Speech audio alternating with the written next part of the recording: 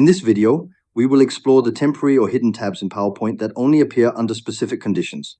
These are not always visible on the ribbon, but they provide essential tools when you need to work with specific elements. Let's begin with the Design tab. You may have noticed that when you insert a table in PowerPoint, this tab does not appear immediately. It only becomes visible after you click on the table itself. The moment you click outside the table, the Design tab disappears again. This behavior shows that the tab is context sensitive.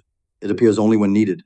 This Design tab contains many options that allow you to format the table in ways that match your preferences or presentation style. You can change the table's theme, adjust borders, shading, or modify layout elements. It offers quick control over the appearance of the table to ensure it aligns well with your slide design. For example, you can customize the header row, adjust the styling of the first column, or apply preset table styles that enhance the look of your content with just a few clicks. These tools are helpful for creating professional, clean, and easy-to-read tables. Understanding how to use these temporary tabs effectively will help you work more efficiently in PowerPoint. They appear when they are most relevant, providing quick access to the tools you need without cluttering the interface. By recognizing and utilizing these temporary tabs, like the Design tab for tables, you can improve the visual quality and clarity of your slides.